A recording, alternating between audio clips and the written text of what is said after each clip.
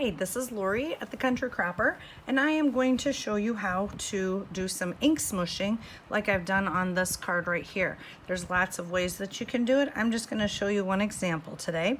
So I'm going to show you the products that I've used, just basic white cardstock for my card. And then the stamp set that I'm using is called A Million Little Things. And the colors that I'm using are Carolina, Pansy, and Julep. And then I have just a spritzer for water. It's filled with water. You could use a little mini spray bottle. These we had quite a while ago, and I have several of them, and they work great for cleaning up messes or using water as I need it. And now I'm going to show you just a very simple way to do this card.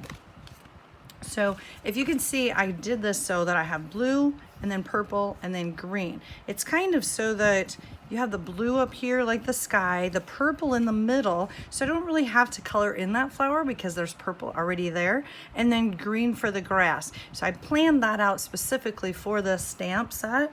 I could do a little bit more green up in here, but as long as it's covered, I'm good with that. Each one that I did turned out a little bit different. No two are exactly the same. And that's what makes ink smooshing so much fun.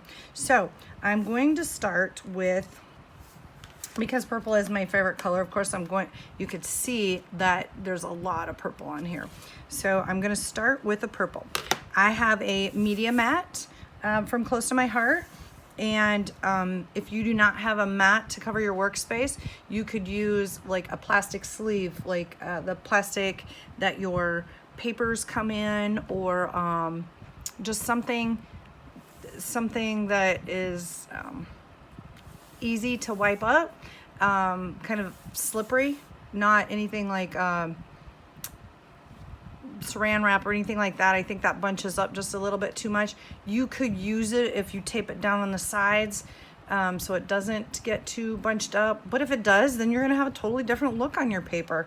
So play around with it, find some different things that you can use for it, but you want something that's non-absorbent, because if your ink absorbs into your surface, then there's no point in doing this because your paper isn't going to then pick up the inks for you. So you want something very smooth that can be cleaned off. And you can see this is stained, which means I love it. It's been used. So I'm just gonna take my ink pad.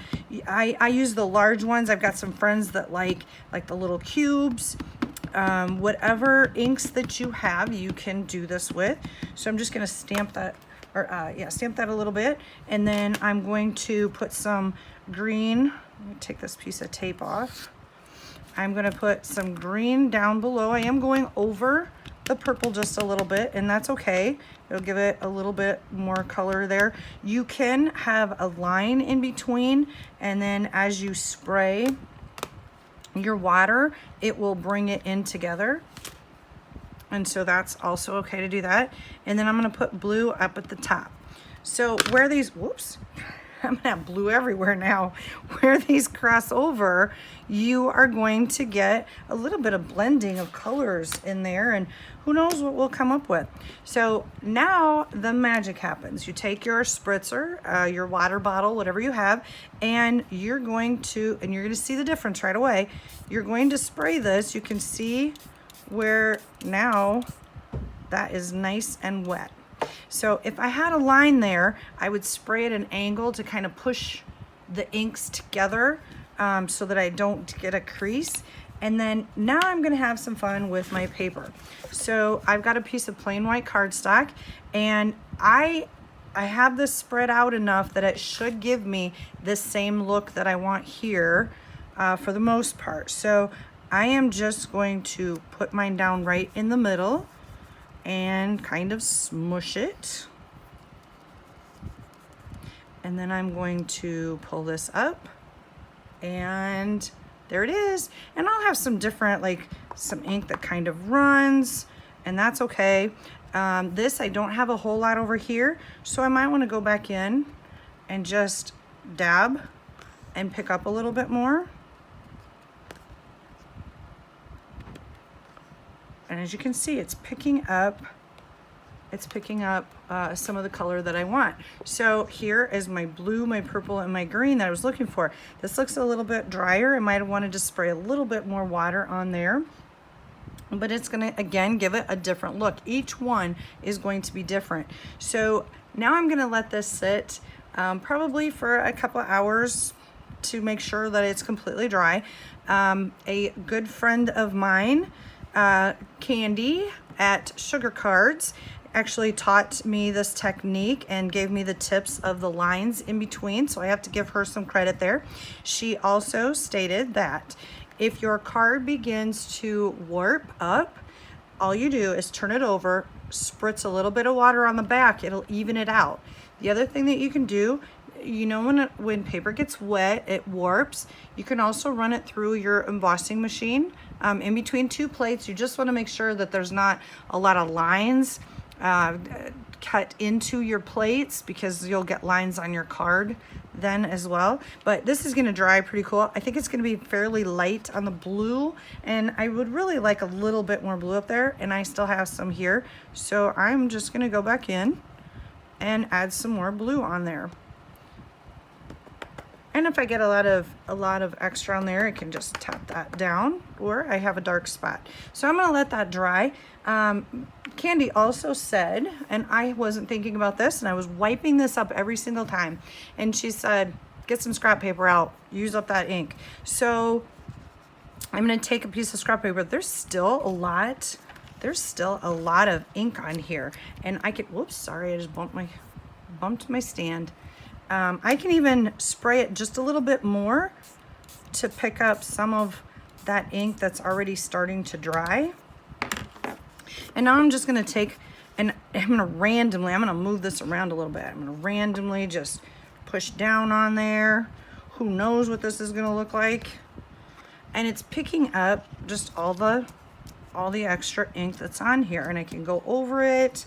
It doesn't matter if it mixes, because now I have a whole different look to it. It's very light, but it'll make a nice background for another color, for another card.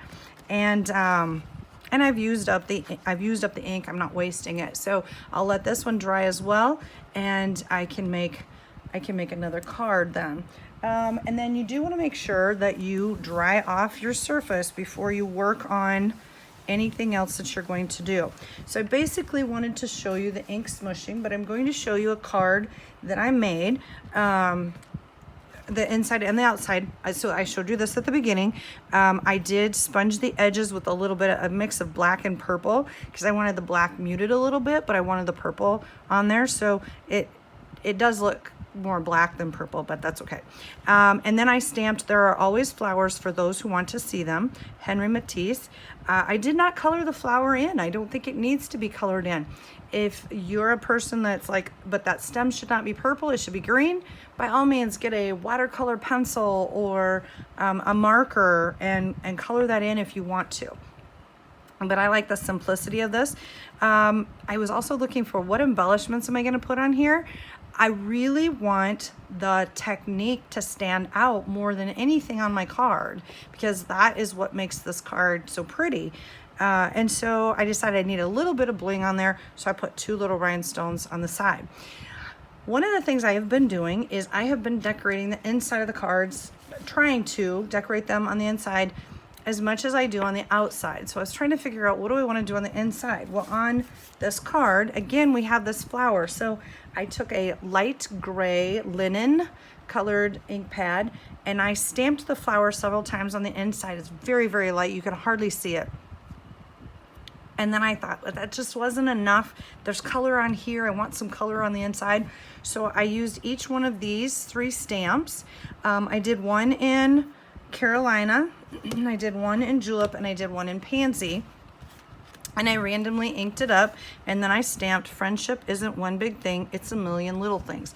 So I know this is hard to see, but there's the gray flowers are throughout it. I could have gone over the whole thing, but then I just randomly stamped some color on there. So this looks like it's kind of splotchy, and then this looks like it's splotchy. So it ties in together. A little bit of different look on the inside and the outside, but it gives it some color. I could have gone all the way over here and done that as well, which I think on my other cards, I may do that. I might go ahead and do it on this one later as well. But I wanted to show you that I had already stamped a bunch of these for my card technique club, and you can see they all are just a little bit different. Look at, there's some variation here. This one has a completely different, like it looks like it's textured different. This one's very light. This one has a little bit more kind of a texture over there in the corner. This one, very light. And this one I played around and I colored, and I decided I didn't like the color on the inside of that one. So that one's just for me. Then to dab up all of the excess ink, I had several different papers that I played around with. And so I have some pieces that are ready for other cards for the background. On this one, I actually took a cleaner, a stamp cleaner, and I sprayed it on here, and it almost gave it a tie-dye effect on there, which was really cool. So play around with some different solutions on there and see what kind of a look that you get.